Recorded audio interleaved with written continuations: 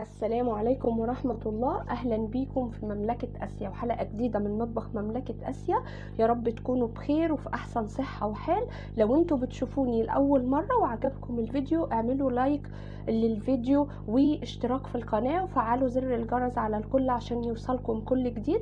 ولو انتوا مشتركين اعملوا لايك وشير للفيديو وقولولي على رأيكم في التعليقات. النهاردة هنعمل وصفة سهلة وبسيطة. هنعمل بوب كورن الفراخ او تشيكن بوب كورن او فشار الفراخ، يحبوا تسموها زي ما تسموها. مقاديرها سهله وبسيطه وما فيهاش اي تعقيد، تغيير عن الانواع كتير اللي احنا عملناها في الفراخ قبل كده، تغيير عن البانيه وعن الستريبس وعن البروستيت او الفرايد تشيكن، تغيير عن الحاجات دي كلها. التوابل بتاعتها سهله وبسيطه جدا جدا جدا، ما فيهاش تعقيد، بتستوي بسرعه جدا عشان حجمها الصغير. هنشوفها النهارده معانا في الفيديو باسهل طريقه ان انتوا ممكن تشوفوها بيها. بصوا شكلها عامل ازاي ولونها حلو جدا وحجمها صغير، بتستوي بسرعه. تاني طبق معانا النهارده هنشوفه هو طبق الرز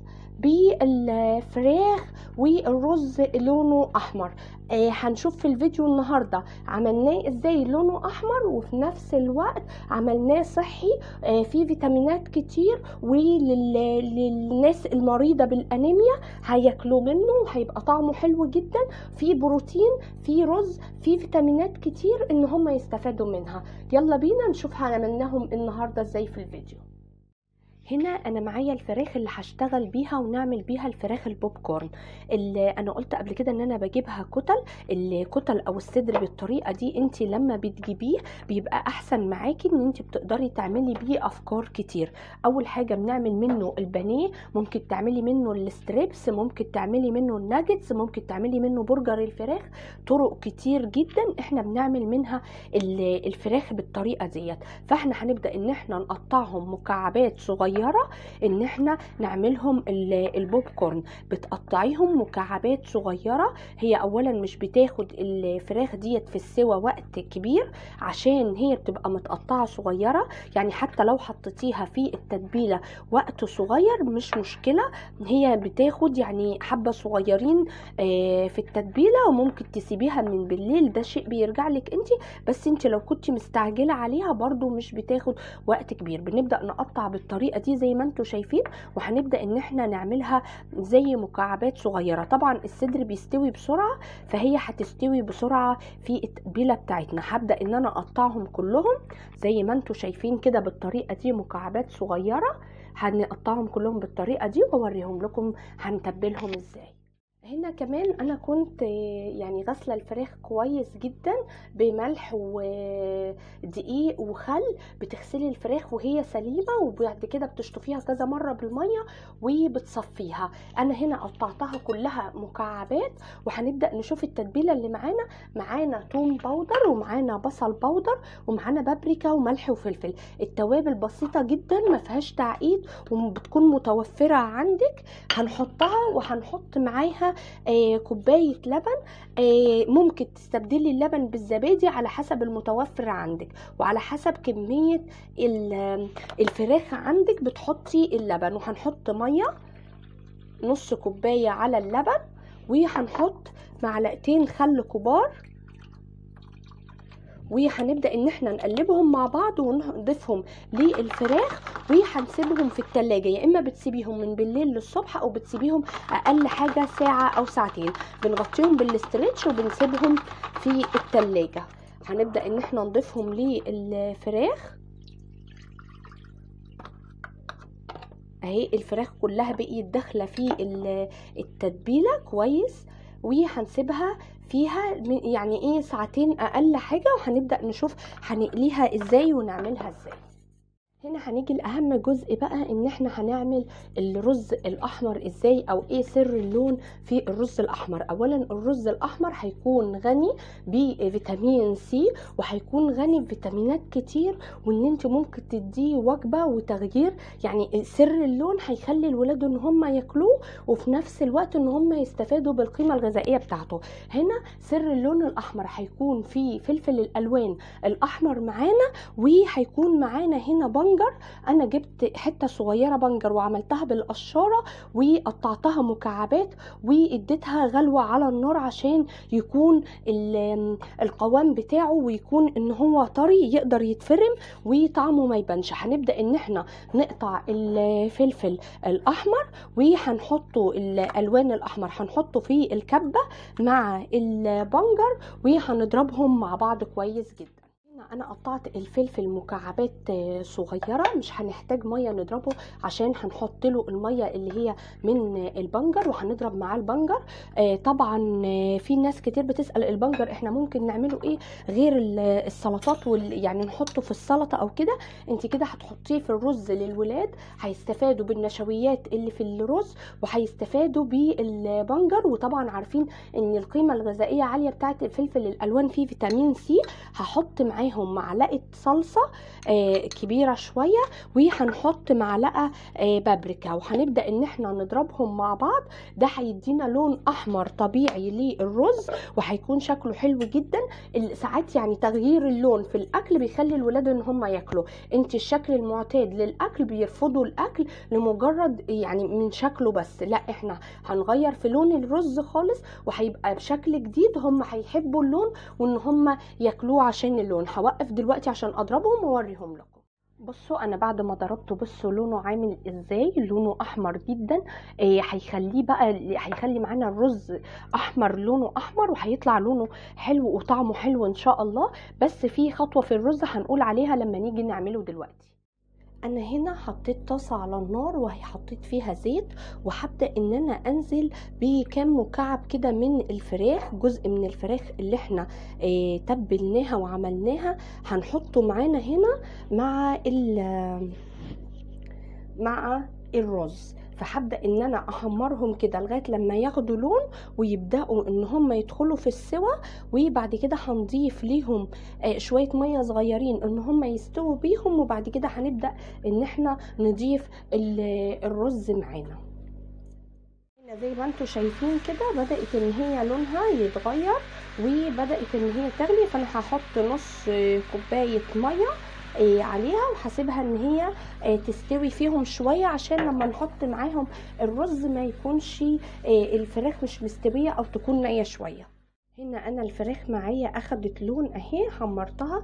هبدا انزل بمكعب زبده مع الفراخ والزيت، وهبدا ان انا اقلبهم مع بعض.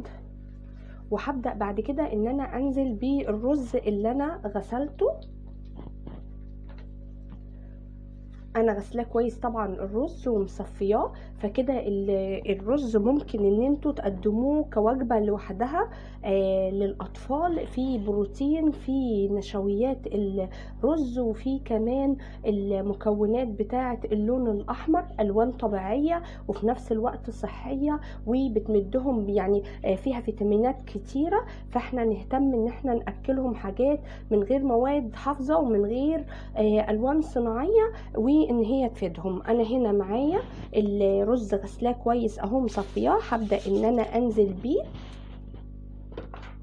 وهبدا ان انا بقى اخليه على النار كده ثواني، ان انا ابدا اقلبه ان هو ياخد زي يعني ايه تحميصه كده شويه الرز. وبعد كده هنبدا ان احنا نضيف عليه الفلفل الالوان والبنجر. وفي نفس الوقت هنراعي نقطه مهمه جدا، ان احنا مش هنضيف الميه للرز غير بعد ما نحط البنجر والفلفل الالوان والصلصه، عشان الرز ما يعجنش منكم. فانت بعد ما بتحطي الصلصه وكده بتضيفي ميه شويه صغيرين خالص، وبعد كده بتتابعي الرز ان هو يستوي. لو لقيتيه محتاج بعد كده ميه ممكن تحطي له، لو مش محتاج خلاص عشان ما يعجنش معاكم. هنا انا اديته الرز تحميصه وقلبته كويس. هبدا دلوقتي ان انا اضيف عليه المكونات اللي معانا، وهنبدا ان احنا نقلبه، وبعد كده نضيف الميه. قلنا حبه صغيرين مش هيكون كتير.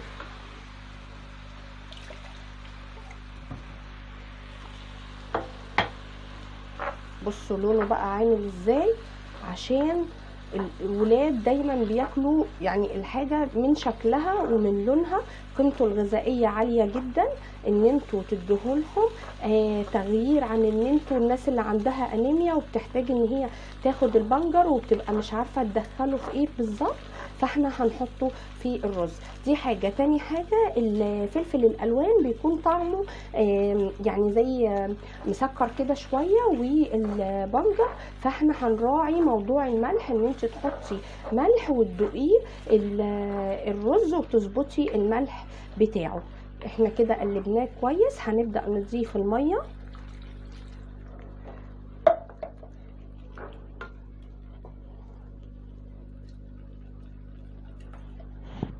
وهضيف الملح.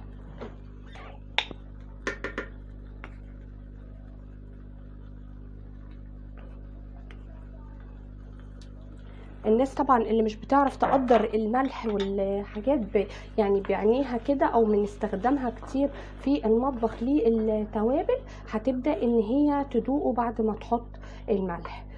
اما انا دايما ببقى عارفه يعني بحط قد ايه ملح للرز وللاكل عندي، فببقى ظبطاه يعني، وبيبقى طعمه كويس. هنبدا نغطيه ونشوفه لما يستوي. هنا معانا الفراخ بعد ما سبناها تقريبا ساعتين او 3 في التتبيله بتاعتها. هنبدا ان احنا نعمل لها الكفر بتاعها من بره. هنا معايا كوبايه دقيق وعليها نص نشا، ومعايا بابريكا، معايا بودره زنجبيل، معايا بصل باودر وتوم باودر وملح وفلفل. هبدا ان انا اضيفهم عليها وان انا اقلبهم مع بعض في الدقيق كويس جدا.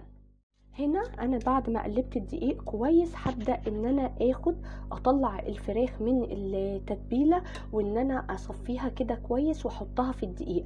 هنبدا نحطها في الدقيق، هنقلبها كويس في الدقيق، وبعد كده هتنزلي بيها في ميه عاديه مش ميه ساقعه، وترجعي بيها في الدقيق تاني عشان الكفر بتاعها ما يفكش من عليها. انت بمجرد ما بتحطيها في التتبيله وتحطي في الميه وبترجعي تاني، بتبداي ان انت يكون الزيت جاهز عندك، وبتبداي تنزلي بالفراخ في الزيت على طول، ما بتركنيهاش جنبك وبعد شويه ان انت تبداي ان انت تقليها. دي حاجه. تاني حاجه، لو انت طلعتي الفراخ من التتبيله وحطيتيها في الدقيق وحسيتي ان الكفر اللي عليها مناسب ان انتوا تاكلوه بيها، وان انتوا بتحبوا الكفر بتاعها ما يكونش ان هو سميك، يبقى كده خلاص. انت عايزه تحطيها في الميه وترجعيها تاني يبقى الكفر سميك بتاعها شويه، يبقى براحتكم. عايزين تسووها بطريقه صحيه، ان انتوا مثلا تفردوا ورق زبده وتحطوها في صينيه وترشوا عليها زيت وتحطوها في الفرن، بس مش هيبقى فيها يعني هتستوي وهتبقى حلوه وكل حاجه،